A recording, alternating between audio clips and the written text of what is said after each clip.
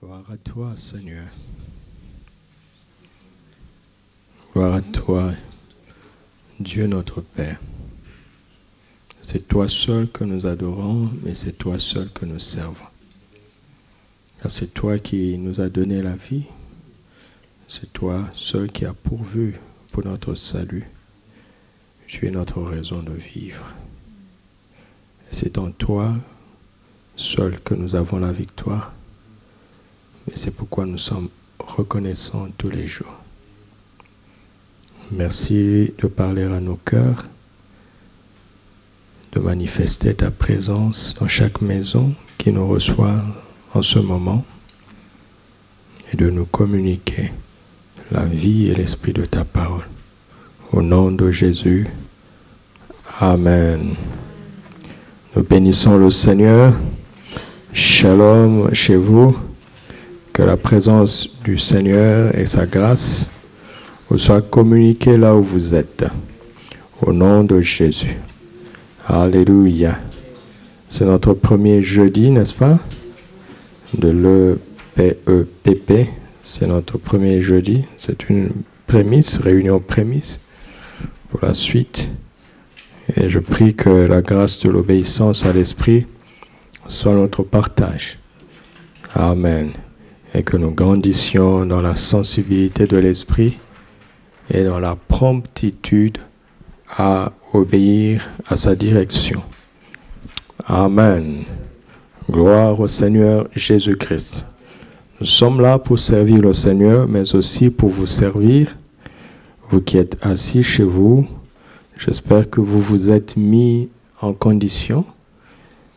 Vous-même, votre corps, qui est le temple du Saint-Esprit, votre corps, pas seulement votre cœur, votre corps, et que vous avez mis en condition votre maison pour accueillir cette réunion, qui est une réunion solennelle, où nous accueillons l'Esprit de Dieu qui nous parle. Amen.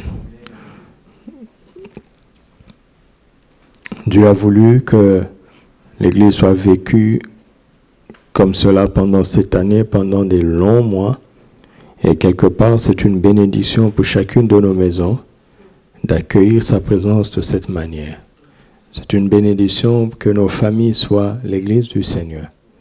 Alléluia.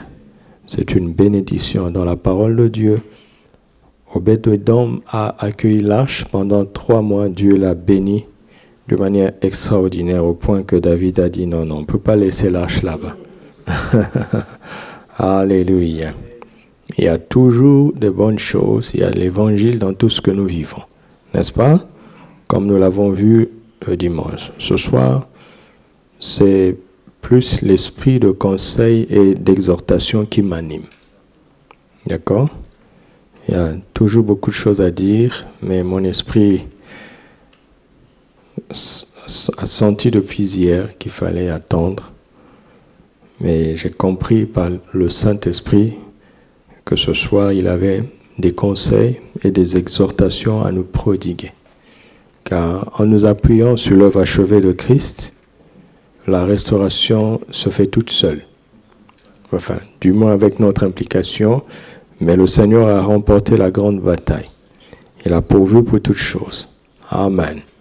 Croire en l'Évangile, comme nous l'avons vu dimanche, quelles que soient les mauvaises nouvelles que nous pouvons entendre, avoir l'esprit de possibilité qui est simplement une manière de parler de la foi contre l'incrédulité sont des clés suffisantes pour permettre à l'Esprit du Seigneur Jésus-Christ qui est en nous de nous montrer comment avancer pour expérimenter jour après jour la restauration jusqu'à ce que nous entrions dans notre restauration totale, de manière manifeste. Amen. Spirituellement, c'est déjà fait. Il est question d'y entrer de manière manifeste. Alléluia. Alors ce soir, nous parlons de 3 qualités spirituelles pour une RT, une restauration totale. 3 qualités spirituelles. Alléluia. 3 qualités. 3 qualités. C'est l'esprit de conseil qui nous parle ce soir. 3 qualités spirituelles pour une restauration totale.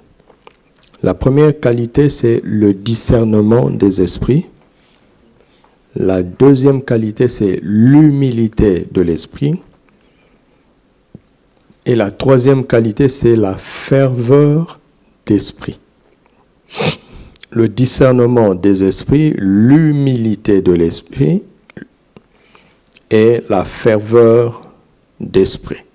Ce sont des choses que nous voyons dans la vie de David en général et spécialement dans 1 Samuel chapitre 30.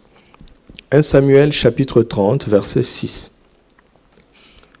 David fut dans une grande angoisse car le peuple parlait de le lapider parce que tous avaient de l'amertume dans l'âme, chacun à cause de ses fils et de ses filles. Mais David reprit courage en s'appuyant sur l'Éternel, son Dieu. Mais David reprit courage en s'appuyant sur l'Éternel, son Dieu. Mais David reprit courage en s'appuyant sur l'Éternel, son Dieu. Il est passé d'une grande angoisse, n'est-ce pas, au courage, comment? En s'appuyant sur l'Éternel, son Dieu. Alors que tout le peuple parlait de le lapider. J'imagine que chacun avait déjà une pierre. L'amertume dans l'âme les a poussés à faire le mauvais choix. Entre parenthèses, ne prenez jamais des décisions sous l'impulsion des émotions extrêmes. D'accord? Ne prenez jamais de décision sous l'impulsion des émotions extrêmes. Que ce soit une amertume profonde ou une grande tristesse, ou bien même que ce soit l'euphorie. Vous savez, quand vous avez entendu une telle bonne nouvelle, ce n'est pas le moment de prendre une décision. Alléluia. Quand on passe par des temps émotifs extrêmes, s'il faut vous réjouir, réjouissez-vous. S'il faut pleurer, pleurez. Mais ne prenez pas de décision dans ces moments-là. Amen. S'il faut vous réjouir, réjouissez-vous. Car la Bible dit, réjouissez-vous avec ceux qui se réjouissent, pleurez avec ceux qui pleurent. Pleurez ou réjouissez-vous, mais ne prenez pas de décision. Parce que vous risquez de le regretter.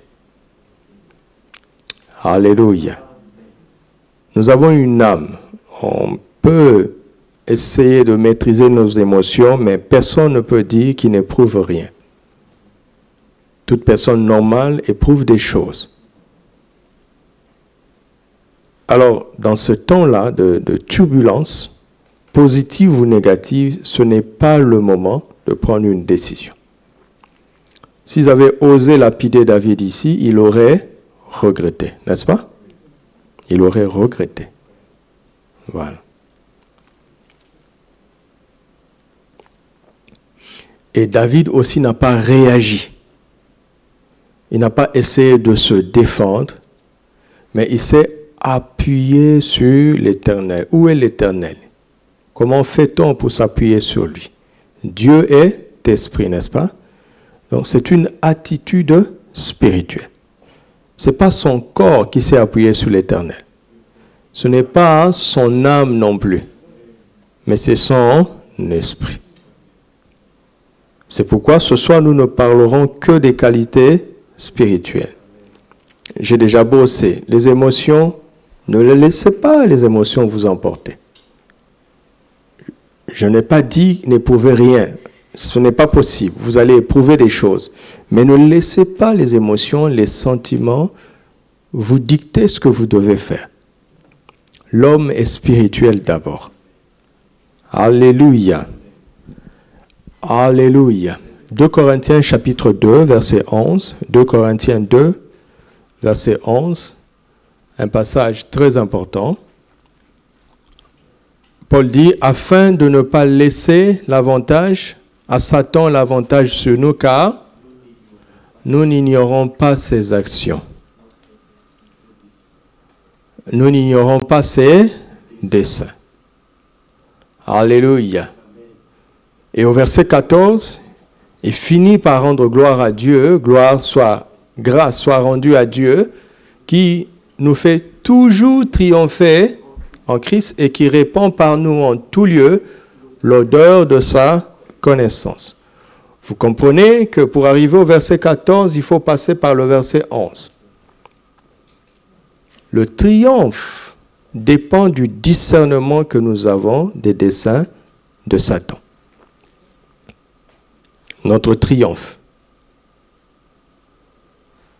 Et si nous voulons toujours triompher en toutes choses, nous devons constamment faire preuve de discernement dans ce qui se passe pour comprendre la dimension spirituelle des événements de la vie, de tous les jours. Parce que David s'est appuyé sur l'Éternel, c'est son esprit qui s'est appuyé sur l'Éternel. Et Satan aussi est un esprit. 1 Samuel 30 dépeint des actions qui sont imputables aux Philistins, aux ennemis.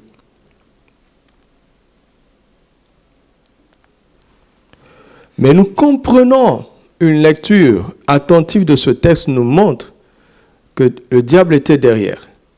Ce qu'il voulait, c'était d'éliminer David. Ce qu'ils ont perdu matériellement n'était pas le but. Vous m'entendez? Le but était de supprimer loin de l'Éternel. Voilà le dessein caché du diable. Et nous comprenons, nous constatons dans ce texte que David va rapidement faire preuve de discernement. David ne va rien dire à ces hommes qui parlaient de le lapider. David ne va parler à personne. Il va s'appuyer sur l'Éternel et il va consulter l'Éternel parce que David a compris tout de suite la dimension spirituelle de cette situation. C'est un événement naturel, mais qui a un but, une intention cachée sur le plan spirituel. Les desseins, c'est tout simplement les intentions.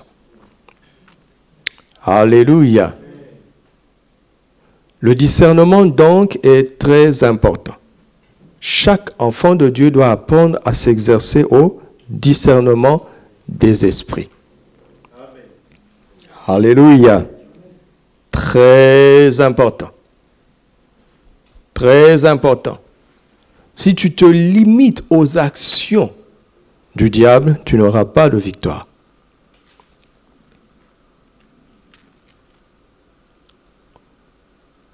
Nous refusons d'ignorer ses desseins. Amen. Éphésiens chapitre 6, versets 10 à 12. Ce que nous devons comprendre de manière générale. Au reste, fortifiez-vous dans le Seigneur et par sa force toute puissante. Ouais, David reprit courage en s'appuyant sur l'Éternel. Il s'est fortifié en s'appuyant sur l'Éternel. Verset 11. Revêtez-vous de toutes les armures de Dieu afin de pouvoir tenir ferme contre les ruses du diable. C'est-à-dire que ce ne sont pas des choses qui sont évidentes. Il y a la ruse dans ce que le diable fait. On ne s'en rend pas compte de prime abord. Verset 12. Car nous n'avons pas à lutter contre la chair et le sang, mais contre les dominations, contre les autorités, contre les princes de ce monde des ténèbres, contre les esprits méchants où? Dans les lieux célestes. Mais la parole vivante, verset 12. Car ce n'est pas seulement de notre combat à nous qu'il s'agit. Vous avez vu ça? Là, on a attaqué David, mais en fait, Satan combattait quoi? Le plan de Dieu. Le plan de Dieu pour Israël, mais finalement le plan de Dieu pour l'humanité parce que de David devait naître le Christ. Ça allait beaucoup plus loin que David. Nous n'avons pas à lutter uniquement contre notre nature terrestre, ni contre de simples ennemis mortels, mais contre les puissances occultes, contre une organisation spirituelle satanique, contre les dictateurs invisibles qui, dans les ténèbres, veulent contrôler et régir notre monde, contre la légion des esprits démoniaques dans les sphères surnaturelles, véritables agents du quartier général du mal.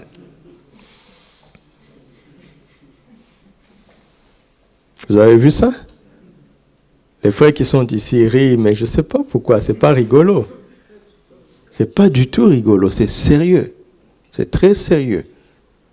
Cette pandémie a une dimension spirituelle. Avez-vous compris de quoi il s'agit?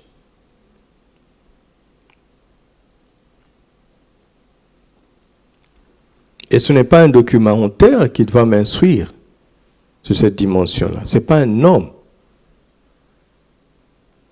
D'accord? Ce n'est pas un homme naturel qui va me dire de quoi il s'agit vraiment.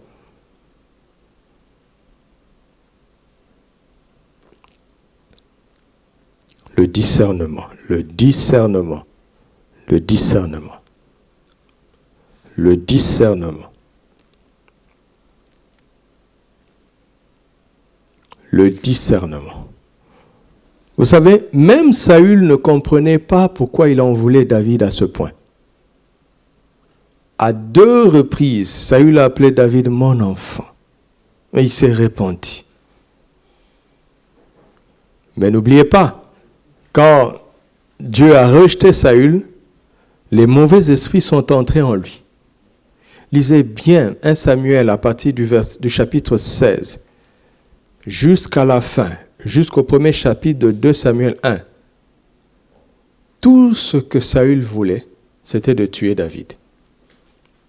Le reste du temps qui lui est resté de sa royauté, parce que spirituellement, il n'était plus le roi d'Israël, mais il était encore sur le trône. D'accord? Tout le temps sur lequel il a passé sur le trône avait pour seul but de supprimer David. Il est devenu un ennemi de Dieu parce qu'il combattait le choix de Dieu. Il combattait le plan de Dieu. Pourquoi? Parce qu'il était poussé par les esprits mauvais. Même lui-même, il ne comprenait pas pourquoi il en voulait David à ce point.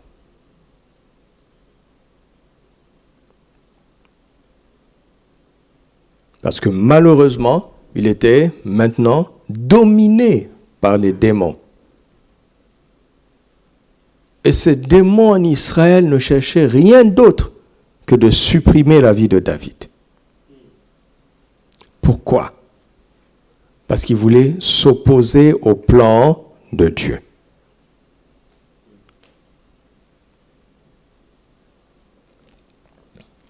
Le discernement donc est très important.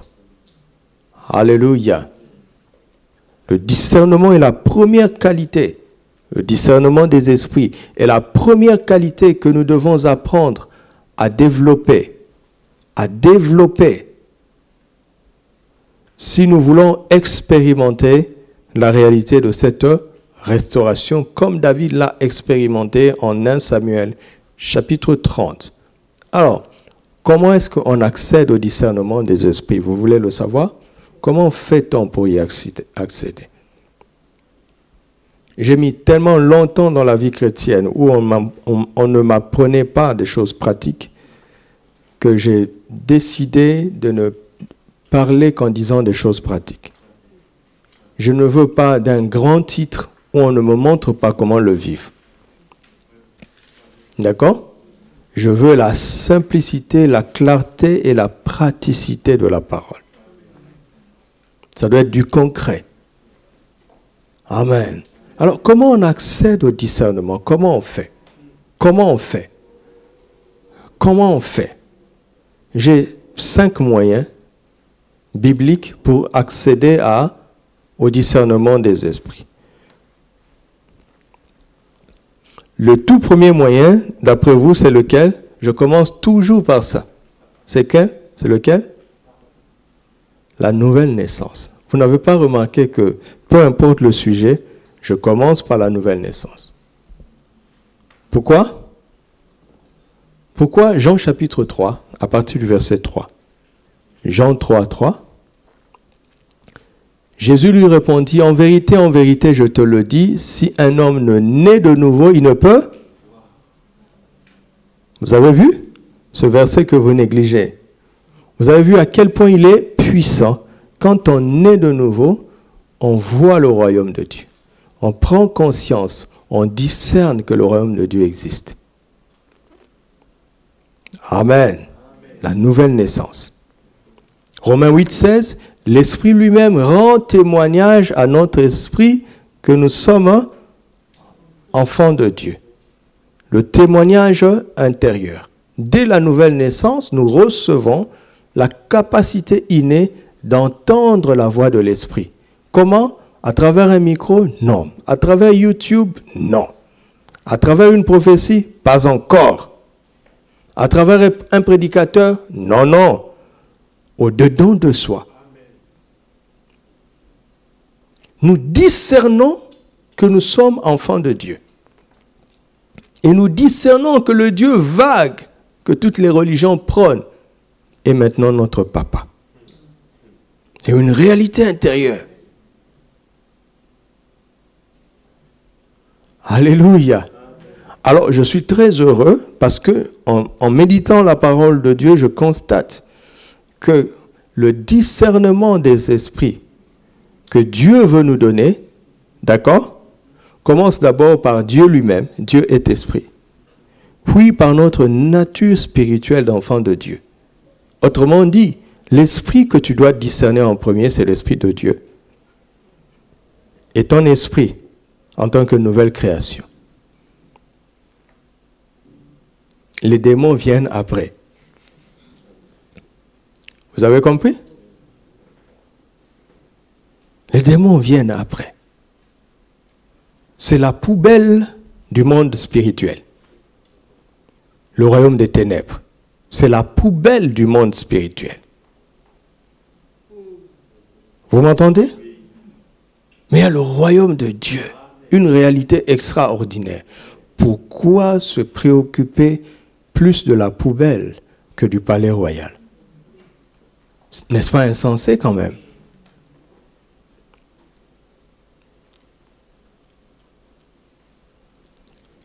La nouvelle naissance nous donne une capacité innée de discerner les esprits, de discerner le monde spirituel. Alléluia. De reconnaître Dieu notre Père qui est esprit. De devenir sensible au Saint-Esprit. Jean chapitre 10, à partir du verset 4, de devenir familier, mais dans le bon sens du terme, de la voix de Jésus-Christ, le bon berger. Lorsqu'il a fait sortir toutes ses propres brebis, il marche devant elles. Et les brebis le suivent. Pourquoi? Parce qu'elles connaissent sa voix. Elles ne suivront point un étranger, mais elles fuiront loin de lui parce qu'elles ne connaissent pas la voix des étrangers. Alléluia. Si vous voulez un séminaire sur comment reconnaître la voix du bon berger, premier point, deviens sa brebis. Si tu es né de nouveau et que tu ne sais pas reconnaître la voix de Jésus-Christ, demande-toi si tu es né de nouveau. On n'apprend pas un bébé à reconnaître la voix de son père. On ne fait pas un séminaire pour ça, pour le bébé. Ce sont des mystères. Et il a été prouvé même que le bébé connaît la voix de son père, la voix de sa mère, la voix des gens qui sont en permanence à la maison, dès le sein de sa mère. Ce sont des mystères. Tu es venu au Maroc, Tu as fait 4 ans sans rentrer au pays. Ta sœur a eu un enfant. Cet enfant ne t'a jamais vu. Le jour où tu vas en vacances, l'enfant va être attaché à toi. On appelle ça le lien du sang. Il sent que vous partagez le même sang. Bon, la science commence à comprendre un petit peu comment ça fonctionne, mais ils ne font que commencer à comprendre. Ce sont des mystères. Vous m'entendez?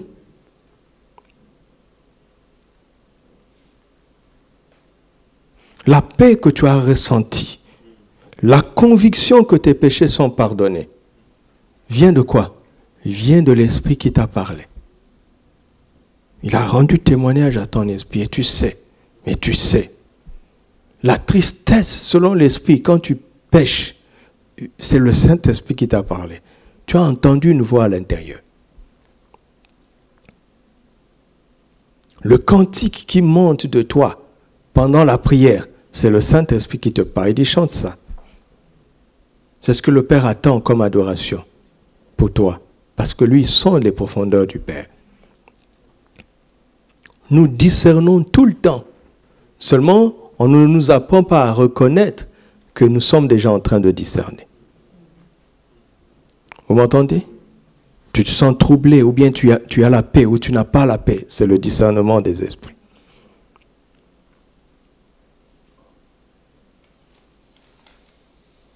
Tu te sens lourd pour faire quelque chose. Tu te sens lourd pour aller à tel endroit. Tu n'es plus à l'aise avec telle personne.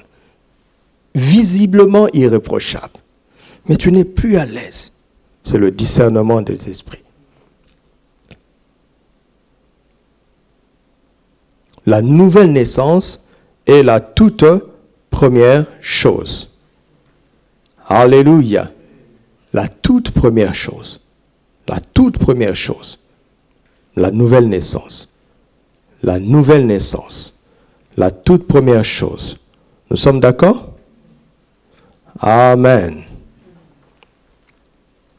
1 Corinthiens chapitre 12. Verset 1. À partir du verset 1. Pour ce qui concerne le pneumatikos, les dons spirituels, je ne veux pas, frères, que vous soyez dans l'ignorance.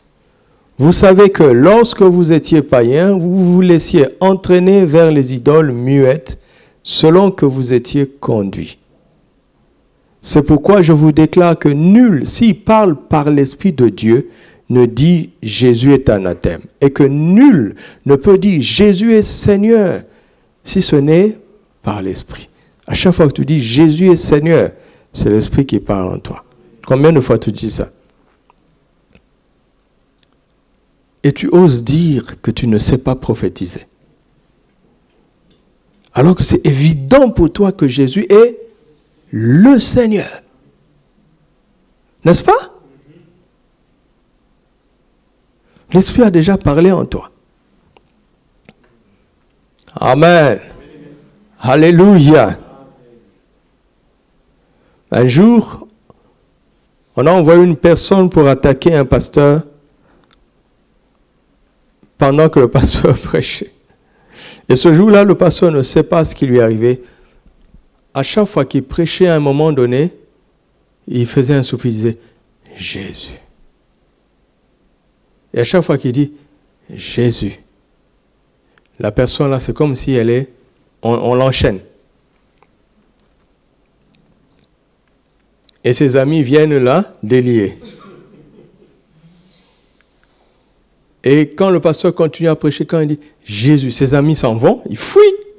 Et on l'enchaîne. Elle ne voit pas qu'il enchaîne. Elle voit qu'il la déchaîne. Et à la fin du message, le pasteur entonnait un cantique où on disait infiniment Jésus. Mettez-vous à la place de cette dame. Ça a fini par la délivrance. Elle a avoué ce qu'elle était venue faire. Elle est venue pour attaquer l'homme de Dieu. Elle est sortie née de nouveau. Alléluia. Mais le pasteur ne savait pas ce qui se passait. D'accord? Mais l'Esprit en lui faisait dire Jésus. tu es assis comme ça, il y a une parole en langue qui monte. Dis-le. Dis-le. Parfois tu marches, tu as envie de dire Alléluia. Dis-le. Dis Alléluia. Amen. Parce que l'Esprit en toi a discerné une activité spirituelle quelque part. Ça ne passe pas par la tête. Tu m'entends? Le deuxième moyen, c'est évidemment le don du discernement des esprits.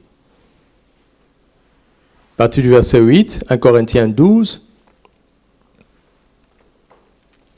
En effet, à l'un est donné par l'Esprit une parole de sagesse, à un autre une parole de connaissance selon le même Esprit, à un autre la foi par le même Esprit, à un autre le don des guérisons par le même Esprit, à un autre le don d'opérer des miracles, à un autre la prophétie, à un autre le discernement des esprits, à un autre la diversité de langues, et ainsi de suite. Vous voyez, le discernement des esprits est là.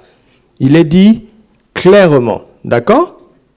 Mais le discernement des esprits peut opérer comme un don de guérison. Par exemple, on emmena à Jésus un démoniaque sourd et muet. Vous avez entendu? On dit démoniaque sourd et muet. C'est-à-dire qu'il était sourd et muet à cause des démons. Ce n'était pas une maladie naturelle. Le démon ayant chassé le muet par là.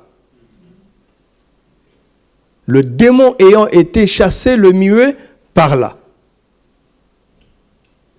Donc quand on prend la fin de l'histoire, on dit Jésus a exercé le don de guérison. Mais il a exercé comment? Par le discernement des esprits. Amen. Le discernement des esprits peut sortir comme une parole de sagesse, il peut sortir comme une parole de connaissance. Le discernement des esprits peut sortir comme une prophétie. Le discernement des esprits peut sortir comme une langue. Les dons spirituels sont liés. Alléluia. Il y a des guérisons où Jésus n'a pas chassé des démons. Il lui a dit, va te laver au réservoir de Siloé. Vous comprenez? Il n'a pas discerné un esprit là. Il a eu une direction, une parole de sagesse. Ok? Donc quand je dis discernement des esprits, ça ne veut pas dire qu'il faut être suspicieux pour voir quel sorcier est en train d'agir. Regardez dans 1 Samuel 30. David n'a pas fait cas de la méchanceté de son peuple.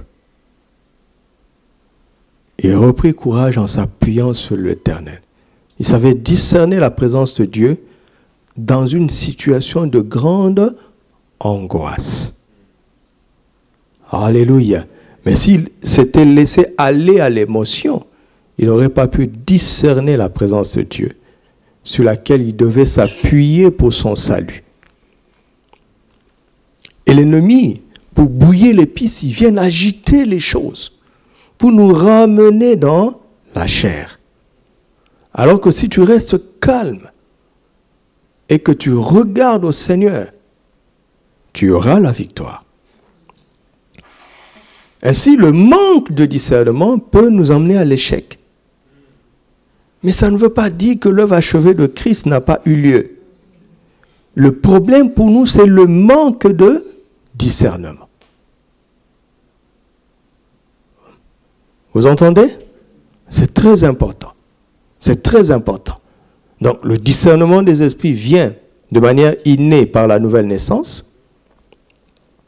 Ça, il se limite à prendre conscience de Dieu notre Père, de son esprit en nous, de la voix du berger, le Seigneur Jésus-Christ, et de son royaume. Et à prendre conscience de notre nouveau statut spirituel en tant qu'enfant de Dieu. La nouvelle naissance se limite au positif. Le discernement des esprits, lui, nous aide à voir quel est l'esprit qui opère, quelle est l'influence spirituelle qui existe dans cette situation. Elle peut venir du Saint-Esprit ou elle peut venir du diable et de ses démons. Ça, c'est maintenant un don que le Saint-Esprit donne. Amen. Troisièmement, le discernement des esprits vient par la parole parlée. Notez ça comme ça, la parole parlée. Éphésiens chapitre 4, à partir du verset 11. Ça, c'est notre rôle. Quand je parle comme ça, à chaque fois que la parole est parlée, c'est-à-dire qu'elle est prêchée, enseignée, annoncée, ce dont le peuple ne se rend pas compte, c'est que le peuple reçoit la capacité de discerner ce que nous allons voir. Et il a donné les uns comme apôtres, les autres comme prophètes, les autres comme évangélistes, les autres comme pasteurs et docteurs, pour le perfectionnement des saints en vue de l'œuvre du ministère et de l'édification du corps de Christ, jusqu'à ce que nous soyons tous parvenus à l'unité de la foi et de la connaissance du Fils de Dieu, à l'état d'homme fait à la mesure de la stature parfaite de Christ, afin que nous ne soyons plus des enfants flottants et emportés à tout vent de doctrine par quoi? La tromperie des hommes par leur ruse au moyen des séductions. Oui, la ruse là. Quand tu es bien enseigné, c'est difficile qu'on te trompe. Parce que tu reçois la capacité intérieure de discerner la ruse, la tromperie des hommes, la séduction. Vous comprenez? Ainsi, la parole parlée équipe le peuple qui reçoit cette parole à grandir dans le sens du discernement. Alléluia. Quand je suis en train de parler comme ça, tu grandis dans l'esprit du discernement. C'est très important. C'est très important. Toute prédication inspirée de l'esprit libère l'onction du discernement, l'onction du don de discernement. Toute prédication inspirée par l'esprit libère l'onction du discernement. Est-ce que vous êtes d'accord avec moi? Regardez, Galates chapitre 1, versets 6 à 9. Galates 1. Je m'étonne que vous vous détourniez si promptement de celui qui vous a appelé par la grâce de Christ pour passer à un autre évangile. Non pas qu'il y ait un autre évangile, mais il y a des gens qui vous troublent et qui veulent renverser l'évangile de Christ. Mais quand nous-mêmes, quand un ange du ciel annoncerait, vous avez vu le verbe annoncer, c'est parler, n'est-ce pas? Annoncerait un autre évangile que celui que nous vous avons prêché, qu'il soit anathème. Nous l'avons dit précédemment et je le répète à cette heure. Si quelqu'un vous annonce un autre évangile que celui que vous avez reçu, qu'il soit anathème. Autrement dit, Paul est en train de dire aux Galates, des gens vont venir nous vous parler soi-disant de l'évangile. Voici comment vous aurez le discernement. Si l'évangile qui vous annonce est contraire à ce que je vous ai annoncé, vous savez que ce n'est pas l'Esprit de Christ. Il n'est plus question de don spirituel ici. Il n'est plus question de ressenti quoi. Parce que quelqu'un peut parler par un démon et vous faire sentir les choses. Mais regardez le contenu du message. Regardez le contenu par rapport à l'œuvre achevée de Christ. Quand vous êtes bien enseigné sur les bases de l'évangile, vous avez les bases du discernement. Au point que vous savez que Satan se déguise en ange de lumière, n'est-ce pas? Tout le monde ici serait content de voir un ange. N'est-ce pas? Mais ne soyez pas content a priori. Parce que vous ne savez pas si c'est un ange ou si c'est un démon. Attendez que l'ange vous parle. Et analysez le contenu de son message. Parce que 1 Corinthiens 5 nous dit que nous avons l'autorité de juger les anges. Nous avons le pouvoir de dire à cet ange, ferme ta bouche. Parce que ce que tu dis est contraire à l'évangile. Et sur le champ, il te montre sa vraie face. Et tu comprends que c'est un démon. Comment? Grâce à la connaissance de l'évangile qui vous a été annoncé. Alléluia. Quand Satan est venu tenter Jésus, pensez-vous qu'il avait pris une forme vilaine? Mais Jésus l'a eu comment? Parce qu'il savait ce qui était écrit. Et vous allez voir à la fin, Jésus va dire, retire-toi de moi, Satan. N'est-ce pas? Au début, il disait seulement, il est écrit. Mais à la fin, il le nomme.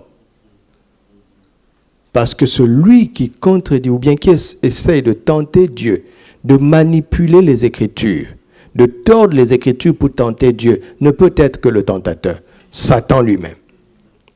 Mais ma sœur, il peut être en veste et cravate, être très attentionné apparemment. Alors que c'est le diable en personne, mon frère. Ça peut être une soi-disant jolie fille. Alors que c'est le diable qui parle en elle.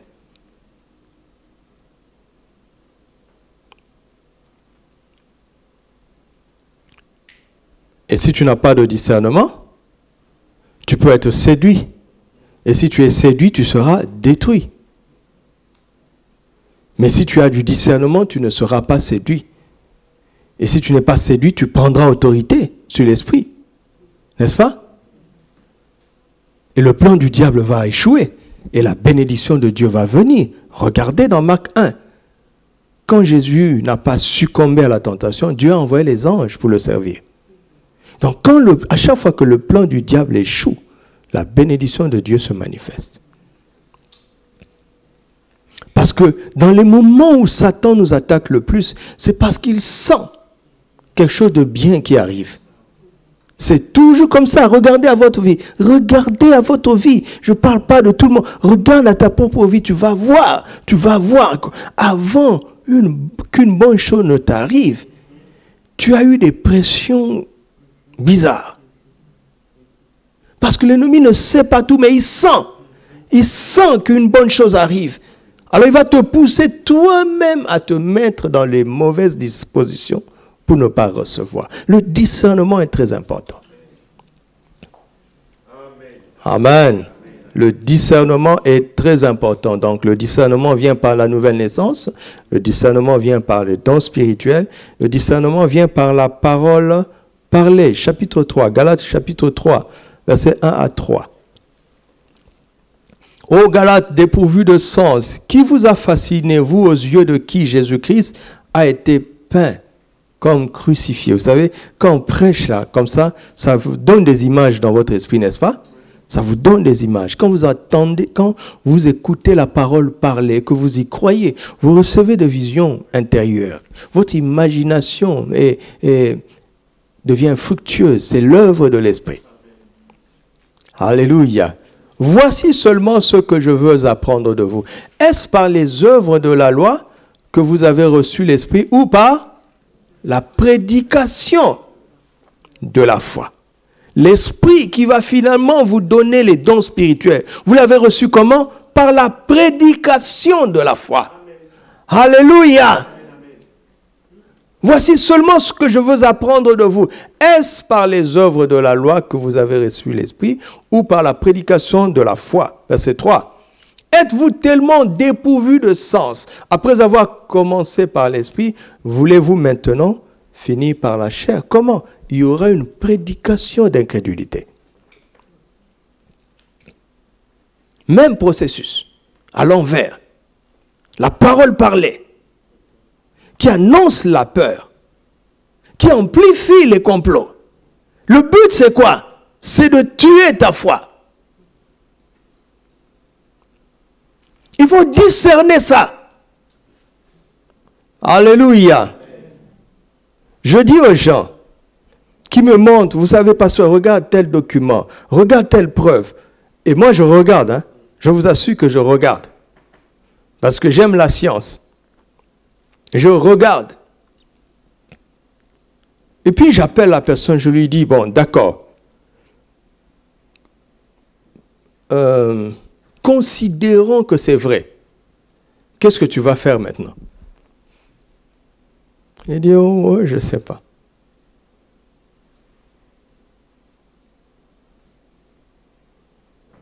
Mais tu vas voir que la peur va entrer en toi. Le découragement va entrer en toi.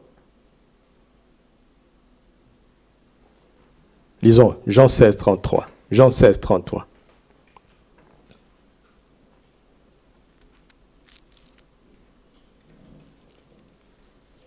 Je vous ai dit ces choses afin que vous ayez la paix en moi. Vous aurez des tribulations dans le monde, mais prenez courage, j'ai vaincu.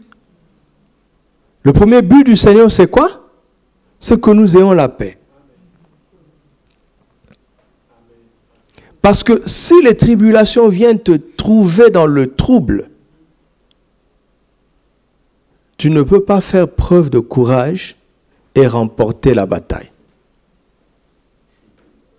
Alléluia. J'ai posé des questions au Seigneur cette semaine et il m'a montré, il m'a dit, tu sais, j'ai dit, Seigneur, normalement, si le diable fait un complot contre nous, il va s'arranger pour qu'on ne le sache pas. Et il m'a dit, de quel diable tu parles? Tu parles d'un ennemi naturel ou bien d'un ennemi spirituel? Il dit, le monde spirituel est beaucoup plus dense. Les réalités spirituelles sont beaucoup plus denses que les réalités naturelles. Dans le domaine spirituel, soit tu caches ton plan pour que l'ennemi soit dans l'ignorance, soit tu révèles ton plan pour que l'ennemi soit paniqué. Vous avez vu? Goliath. Il s'est montré, n'est-ce pas? Le but, c'était quoi? C'est de paralyser les champions de guerre. Il y avait des grands combattants en Israël. Saül lui-même, Joab, non, Abner, il s'appelle Abner. Mais ils ont été paralysés. Alors l'Esprit m'a dit, de quel diable tu parles? D'un diable naturel ou d'un diable spirituel? Parfois, dans le combat spirituel, le diable fait un plan et vous montre à quel point son plan semble infaillible. Dans quel but? Pour que tu dises, ah, on est foutu. Vivement que le Seigneur revienne. Prière égoïste. Vous avez compris ça? Donc, de la même manière que la parole parlait, la prédication de la foi peut emmener l'esprit, lequel nous donne, entre autres, le don du discernement. La prédication de l'incrédulité va emmener la peur. Et nous allons perdre le courage. Regarde les termes. Avant de s'appuyer sur l'Éternel, David reprit courage d'abord. N'est-ce pas? Et Jésus dit, prenez courage, j'ai vaincu le monde. En fait, tout ce qu'il nous reste à faire, tout ce que Jésus attend de nous, c'est que nous protégions notre paix et que nous demeurions courageux. Amen. Parce que lui, il a vaincu, pas il vaincra. Alléluia. Tu as un combat demain. Jésus a vaincu ça hier. Alors tu vas actualiser la victoire de Christ dans ta vie en demeurant courageux. Et c'est ce courage-là que l'ennemi veut nous voler. Vous voyez qu'il est malin. Il est rusé. Alléluia. Il est rusé, il est rusé. Il est rusé. Quatrièmement, on reçoit le discernement par la parole écrite. Ici, ce n'est plus la parole parlée, hein, mais la parole écrite. 1 Jean chapitre 4, versets 1 à 4. Regardez ce que l'Écriture nous dit. Bien-aimés, n'ajoutez pas foi à tout esprit, mais éprouvez les esprits. Comment on fait ça? Pour savoir s'ils sont de Dieu, car plusieurs faux prophètes sont venus dans le monde. Reconnaissez à ceci l'Esprit de Dieu. Tout esprit qui confesse Jésus venu en chair est de Dieu. Et tout esprit qui ne confesse pas Jésus n'est pas de Dieu. C'est celui de qui? De l'Antéchrist, dont vous avez appris la venue et qui maintenant agit déjà dans le monde. C'est l'Écriture qui le dit. Alléluia. Quand quelqu'un vous dit « Jésus n'est pas Dieu, Jésus n'est pas incarné », vous savez quel esprit parle. Vous avez compris, non? Alors ne l'en voulez pas, parce que ce n'est pas lui. Ce n'est pas lui. C'est pas lui. 2 Thessaloniciens chapitre 2. Verset 1. Ça c'est d'une clarté. Ce verset va aider beaucoup de gens ce soir. Pour ce qui concerne l'avènement de notre Seigneur Jésus-Christ et notre réunion avec lui, nous vous prions, frères, de ne pas vous laisser facilement ébranler dans quoi? Dans votre bon sens. Et de ne pas vous laisser troubler. Vous voyez le trouble. Écoutez le Seigneur. Aujourd'hui, je vous parle comme un conseil. Écoutez le Seigneur. L'ennemi a tout intérêt à nous troubler. Et de ne pas vous laisser troubler, soit par quelque inspiration, soit par quelques paroles, ou par quelques lettres qu'on dirait venir de nous comme si le jour du Seigneur était déjà là. Que personne ne vous séduise d'aucune manière, car il faut que l'apostasie soit arrivée auparavant, et qu'on ait vu paraître l'homme du péché, le fils de la perdition, l'adversaire qui se lève au-dessus de tout ce qu'on appelle Dieu et de ce qu'on adore, jusqu'à s'asseoir dans le temple de Dieu, se proclamant lui-même Dieu. Ne vous souvenez-vous pas que je vous disais ces choses lorsque j'étais avec vous? Avant, c'était la parole parlée. D'accord? Maintenant, il leur envoie ça comme une parole écrite. Verset 6. Et maintenant, vous savez ce qui le retient. Soulignez. Ce qui le retient. Afin qu'il ne paraisse qu'en son temps. Il y a quelque chose qui le retient. Et cette chose l'empêchera de paraître en son temps. Alors que son esprit agit déjà dans le monde. Confère 1 Jean 4, n'est-ce pas? L'esprit de l'Antéchrist agit déjà dans le monde. Mais l'Antichrist lui-même, le fameux chef du gouvernement mondial, n'entrera jamais au pouvoir de manière réelle, officielle, tant que quelque chose le retient. Il y a quelque chose plus fort que lui sur la terre. Vous avez entendu? Ça, c'est la parole écrite. Verset 7. Car le mystère de l'iniquité agit déjà. Il confirme ce que Jean a dit dans 1 Jean 4. Il faut seulement que celui qui le retient ait disparu. Donc, il y a double obstacle. Ceux qui le retient et celui qui le retient. Il y a une personne qui le retient, il y a quelque chose qui le retient. Son esprit agit déjà. Le complot est préparé déjà. Tout est prêt. Mais tant que quelqu'un est là, il ne se manifestera pas. Et tant que quelque chose est là, il ne se manifestera pas.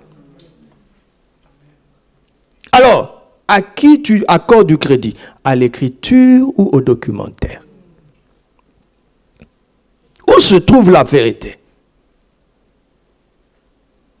Et alors paraîtra l'impie, que le Seigneur détruira par le souffle de sa bouche, et qu'il néantira par l'éclat de son avènement. C'est pour vous dire que quand celui qui le retient et ceux qui le retiennent seront partis, auront quitté la terre, le gars là va prendre le contrôle. Mais quand Jésus va revenir, il va l'anéantir comment? Par le souffle de sa bouche. Autrement dit, il n'est pas si fort que ça. En tout cas, par rapport au Seigneur, il n'y a même pas match, il n'y a pas de combat. C'est un souffle, c'est fini. Et celui qui le retient, c'est le Saint-Esprit. Et ceux qui le retiennent, c'est l'Église. Tant que l'Église est sur la terre, le Saint-Esprit est sur la terre à travers l'Église. Ils n'ont qu'à faire ce qu'ils veulent. Ça ne se manifestera pas. Au nom de Jésus. Vous avez entendu? Vous croyez en ça? Tant que l'enlèvement n'a pas eu lieu. D'accord? Ils vont préparer le plan. Et puis, on ne sait pas pourquoi. Le plan ne va pas entrer en exécution. Mais on sait pourquoi. Parce que le souverain est encore là. Vous savez, quand tu es trop fort, parfois tu laisses l'ennemi faire son truc. Et quand il vient, tu lui dis non. Et puis il retourne en boudin. Alléluia. Dis à quelqu'un, n'aie pas peur. Nous avons le discernement par la parole écrite. Alléluia. Nous avons le discernement par la parole écrite.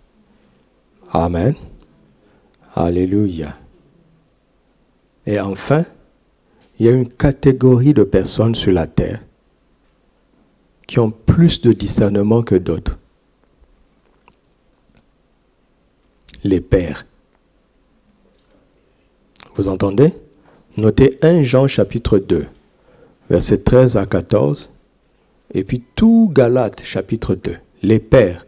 Les pères ne sont pas dans la même catégorie que nous. Vous entendez? Il y a des catégories. Vous devez le savoir. Il y a des gens qui savent des choses. Ils savent seulement. Ils savent. Ils savent.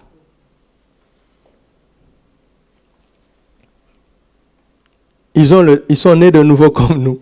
Ils ont le témoignage intérieur comme nous. Ils ont le don de discernement comme nous. Ils ont la parole parlée, la parole écrite comme nous. Mais ils ont quelque chose en plus. Juste qu'ils sont des pères. Ils savent. C'est tout. Et tu as intérêt à l'écouter, c'est tout. Amen. Vous m'entendez? Quand il parle, vous l'écoutez. Vous voyez de qui je parle, non? Vous voulez que je cite son nom?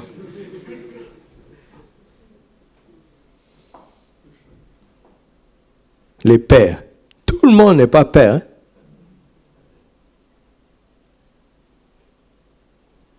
Père, ce n'est pas le synonyme de pasteur. Vous m'entendez? Même apôtre, tout apôtre n'est pas un père. Ce sont des dons. Est-ce que vous comprenez ça? Un don, c'est quelque chose pour lequel tu n'y es pour rien. Tu vois? Par exemple, là, je suis en train de prêcher parce que c'est un don. J'y suis pour rien. C'est un don. J'essaye d'honorer celui qui m'a fait le don. C'est tout ce que je peux faire. Mais père, on le devient. Donc ce sont des gens qui ont fait des preuves dans le temps. Je veux dire, entre guillemets, ils ont mérité cette stature. Parce qu'après 40 ans, ceux avec qui ils avaient commencé ne sont plus sur la scène. Quand même, il faut le respecter. N'est-ce pas? 47 ans de ministère. Papa Karambier est resté intègre. Et vous allez dire que c'est seulement la grâce. La même grâce, ses collègues l'avaient.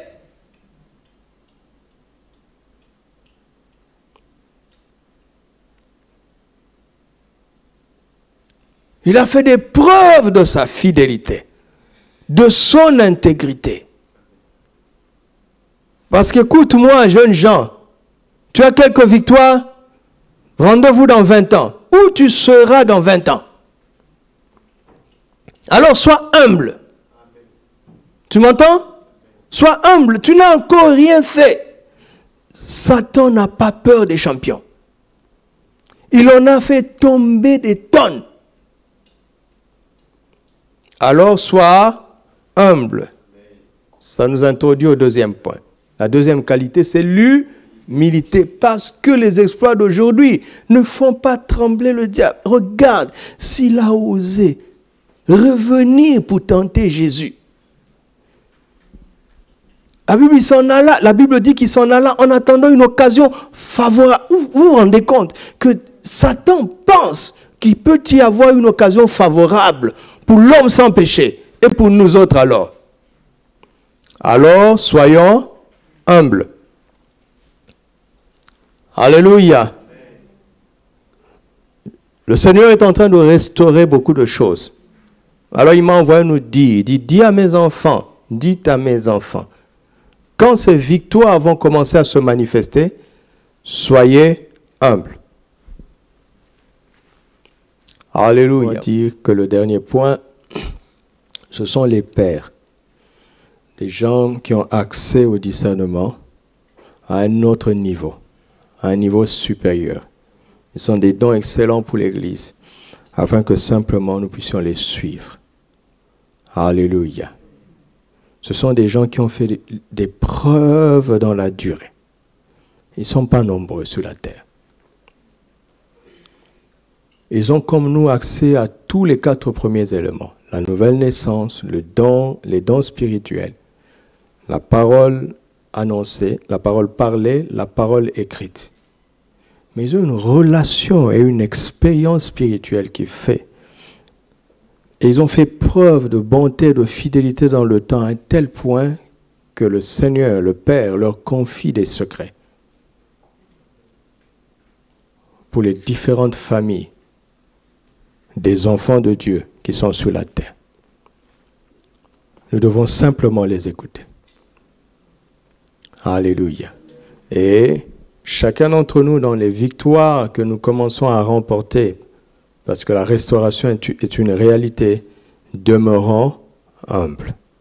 Satan n'a pas peur des champions. Tu m'entends? Il n'a pas peur, il n'a pas peur. David a ramené tout, hein? Mais lisez la suite de la vie de cet homme. Comment le trouble est entré dans sa maison, par ses propres fautes. Satan ne lâche pas prise facilement. L'humilité va nous aider. Alléluia. L'humilité va nous aider. Donc, nous allons lire 2 versets pour montrer l'importance de l'humilité et l'importance de la ferveur d'esprit. L'humilité a fait que David s'est appuyé sur l'Éternel, d'accord? Il aurait pu dire à ces gens-là, mais écoutez, regardez ce que j'ai fait de vous.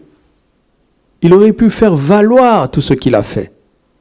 Mais l'humilité a fait qu'il n'a pas pris appui sur la chair, mais il a pris l'appui sur l'Éternel. Il n'a pas pris appui sur ses mérites, il a pris appui sur l'Éternel. C'est l'humilité qui fait ça. L'humilité. L'humilité. Si on t'insulte, ça te rappelle aussi que tu es un homme quelque part. Si tu es humble, ça ne te touchera pas. Moins on est humble, plus on est touché par les choses de l'extérieur. Garde un cœur humble, parce que c'est une autre ruse de l'ennemi. Quand tu commences à avoir du succès, il va te laisser t'enfler d'orgueil.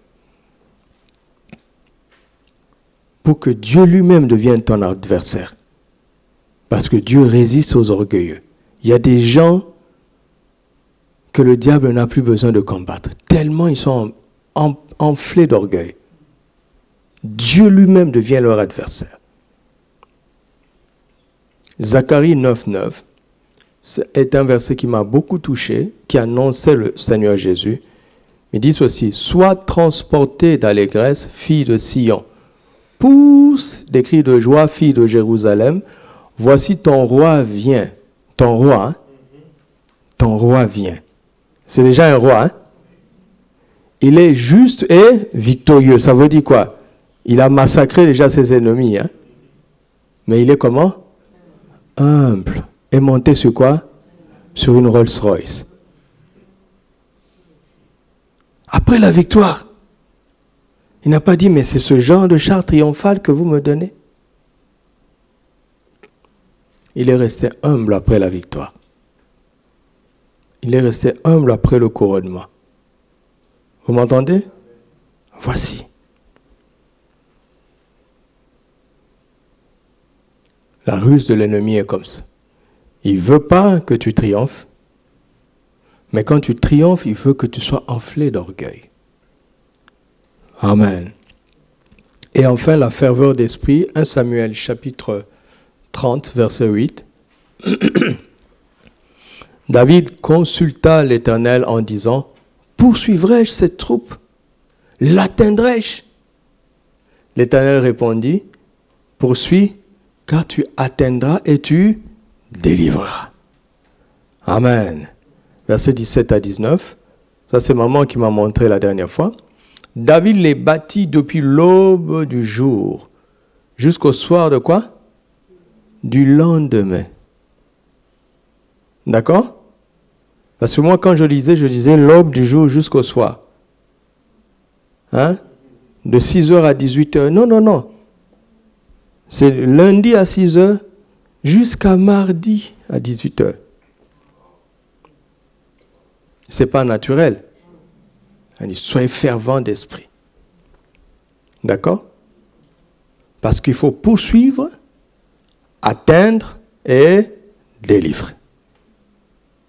Alléluia. Et si tu n'es pas fervent d'esprit, tu pourras te relâcher en route. Et quand on relâche en route, on ne peut pas ramener tout. La ferveur d'esprit. Alors quand on est humble, on dit au Seigneur, je n'ai plus de force. Tu vois? On ne fait pas semblant. L'humilité va permettre à l'esprit de te fortifier, de te renouveler, parce que tu te confies en lui, tu ne te confies pas dans tes propres forces. Vous avez reçu ces conseils? C'est ça qui va nous garder dans la réalité permanente de la restauration. Parce que papa nous a dit, la restauration, ce n'est pas pour le mois de novembre seulement. C'est pour toute la vie. Alléluia. Alors à cause de ça, ayons le discernement, les esprits, demeurons humbles spirituellement et soyons fervents d'esprit. Alléluia. Nous rendons grâce au Seigneur. Amen.